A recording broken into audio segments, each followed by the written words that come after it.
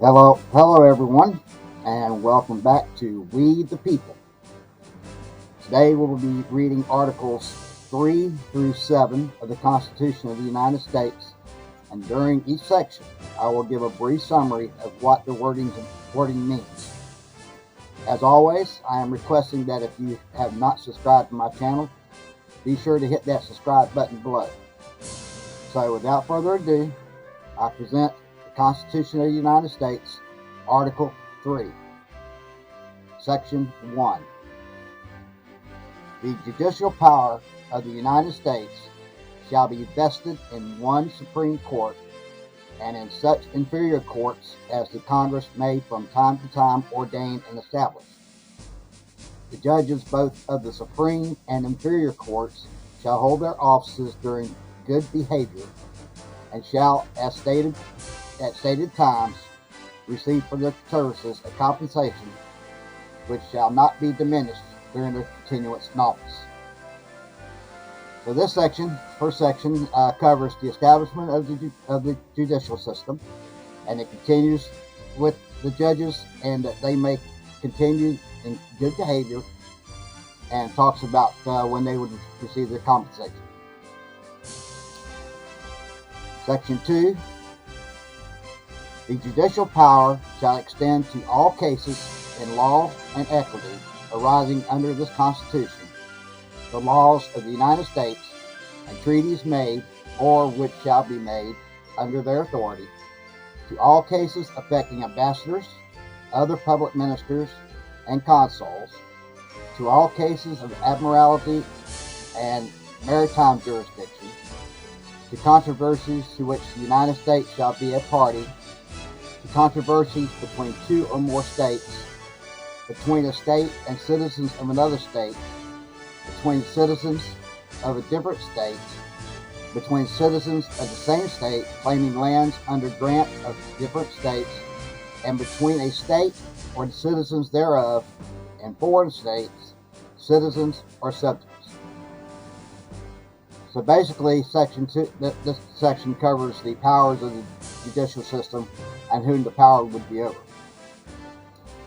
Continuing on with Section 2. In all cases affecting ambassadors or public ministers and consuls, and those in which a state shall be party, the Supreme Court shall have original jurisdiction. In all the other cases before mentioned, the Supreme Court shall have appellate jurisdiction, both as to law and fact, with such exceptions and under such regulations as the Congress shall make. The trial of crimes, except in cases of impeachment, shall be by jury, and such trial shall be held in the state where the said crimes shall have been committed, but when not committed within any state, the trial shall be at such place or places as the Congress may by law have directed. So this points out the authority of the Supreme Court. It also explains that all cases, except in cases of impeachment, shall be a trial by jury. Section 3.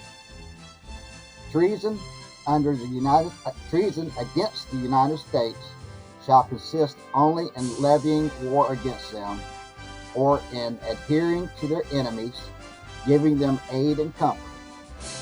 No person shall be convicted of treason unless on the testimony of two witnesses to the same overt act, or on confession in open court. The Congress shall have power to declare the punishment of treason, but no attainder of treason shall work corruption of blood or forfeiture except during the life of the person attainted. So this explains what treason is, and that no person shall be convicted unless there are two witnesses to the same act, or confession in open court, and Congress shall have the power to declare their punishment. Article 4, Section 1. Full faith and credit shall be given in each state to the public acts, records, and judicial proceedings of every other state, and the Congress may by general laws prescribe the manner in which such acts, records, and proceedings shall be proved, and the effect thereof. Section 2. The citizens of each state shall be entitled to a privileges and immunities of citizens in the several states. A person charged in any state with treason, felony, or other crime, who shall flee from justice and be found in another state, shall, on demand of the executive authority of the state in which he fled, be delivered up, to be removed to the state having jurisdiction of the crime. So this covers the rules of extradition from one jurisdiction to another. No person held to service or labor in one state under the laws thereof, escaping into another, shall, in consequence of any law or regulation therein, be discharged from such service or labor, but shall be delivered up on claim of the property to whom such service or labor may be due. Now, I believe this section has to do with slavery, and which that will be amended later in the Bill of Rights. Section 3. New states may be admitted by the Congress into this Union, but no new state shall be formed or erected within the jurisdiction of any other state, nor any state be formed by the junction of two or more states, or parts of states, without the consent of the legislature of the states concerned, as well as the Congress. The Congress shall have power to dispose of and make all needful rules and regulations respecting the territory or other property belonging to the United States, and nothing in this Constitution shall be construed as to prejudice any claims of the United States or any particular state.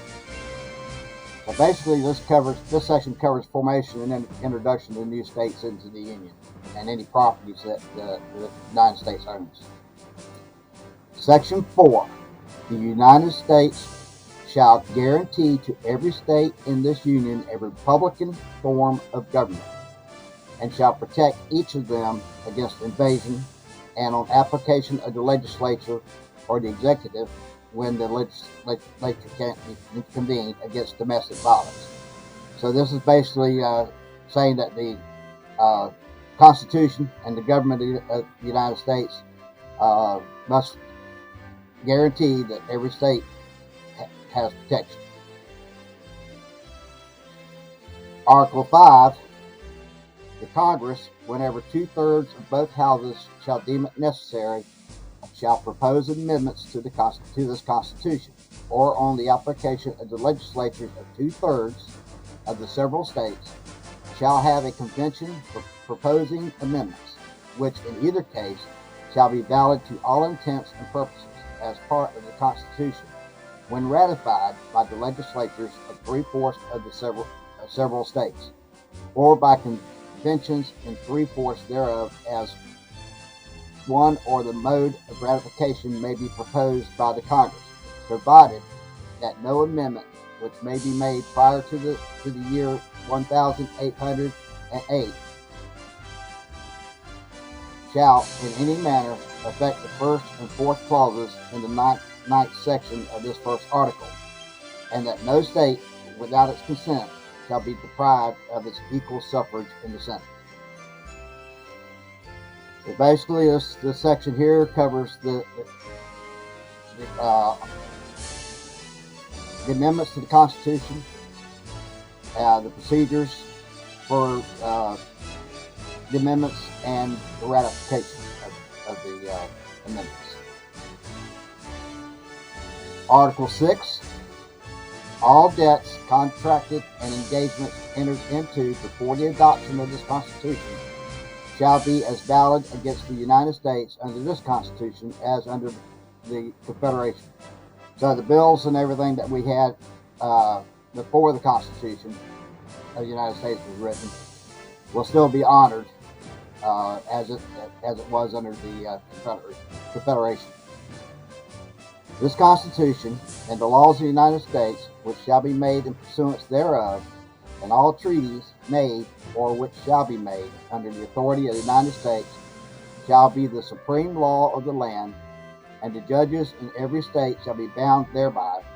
Anything in the Constitution or laws of any state to the contrary notwithstanding. The senators and representatives before mentioned, and the members of the several state legislatures, and all the executive and judicial officers, both of the United States and of the several states, shall be bound by oath or affirmation to support this Constitution, but no religious test shall ever be required as a qualification to any public or public trust, to get to any office or public trust under the United States. This again reiterates the power of the Constitution, and that all the members of the Constitution must take and adhere to an oath of affirmation to support the Constitution. It also states that no religious test will be required. And I believe this is where proponents of the Constitution have twisted this around, saying that there will be a separation of church and state. Nowhere does it state that there will be a separation. It only states that a religious test will not be given, and that anyone that meets all the requirements can be eligible for public office. So there is nowhere in the Constitution that I have seen so far that mentions anything about separation of church and state. Article 7.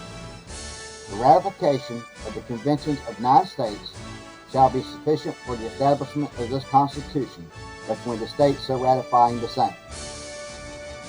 Done in convention by the unanimous consent of the states present, the 17th day of September in the year of our Lord in 1787, and of the 9 independents of the United States of America, the 12th, in witness whereof we have hereunto subscribed our names, and assigned George Washington, President and Deputy from Virginia.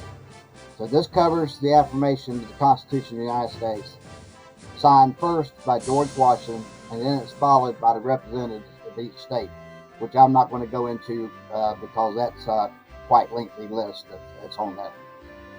So there you have it all in a nutshell. Articles 3 through 7 of the Constitution. And the next video we'll be going over the Bill of Rights, starting with Amendment 1, and we'll be proceeding through the amendments to the Constitution. As always, I'm going to ask you again to please subscribe to my channel, hit that like button, and without further ado, I'm going to wish you a good day, from my family to yours, and God bless America.